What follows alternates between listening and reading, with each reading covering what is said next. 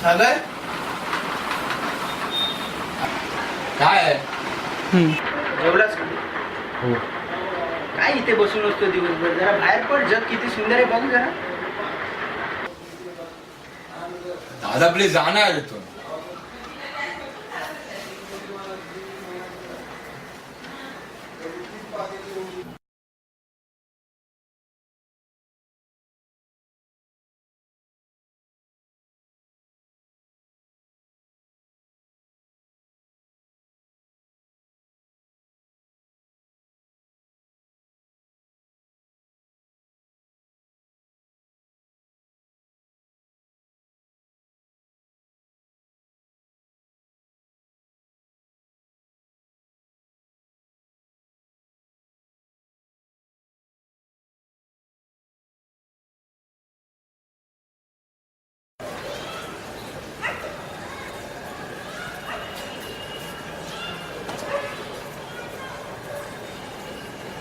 सागर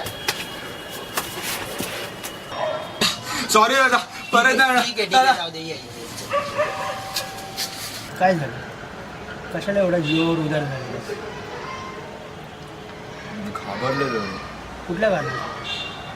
मला कॉलेजच्या एक्झाम मध्ये ड्रॉप लागला. मग घरातली परिस्थिती आधीच अशी होती. आधीचं जे काय झालं तेव्हापासून मी धक्का बसलेला. घरात सांगायची हिंमत नव्हती आणि तुलाही कसं सांगणार, कारण का तूही घरातला. मी मित्रांना विचारलेलं. अरे ती तू जे फेसबुकवर बसतोस ते तुझे मित्र आणि मी तुझा भाऊ 24 तास तुझ्याबरोबर असतो. माझे डोळे नेहमी तुझ्याजवळ असतात. मी बाहेर गेलो तरी नेहमी मला माहिती आहे तू काय करत असतो.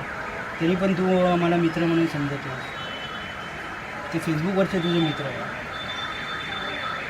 ते कधी ओरडत नाही. ओरडत नाही? अरे ठीक आहे बाबा, ओरडत नाही. मी ओरडतो पण ते प्रेमापायी बोलतो. आज तू त्या कॉलेजमध्ये म्हणून ते तुझे मित्र आहेत. उद्या दुसऱ्या कॉलेजमध्ये गेलं तर त्यांना विसरशील, दुसरे मित्र होतील तुझे. त्यात नवीन ते काय? भाऊ तुझा भाऊच राहणार आहे ना. बरोबर आहे. मग एवढं मोठं पाऊल उचलायचं तू कोणाला विचारून केलंस असं? आणि एवढं मनात तुझ्या आलं तरी कसं? इतकं कसं तू आमच्यापासून लांब होत गेलास? खरं सांगू, घाबरलेलो रे. ते पण जे झालं ते झालं. ह्याच्या पुढे नीट अभ्यास कर.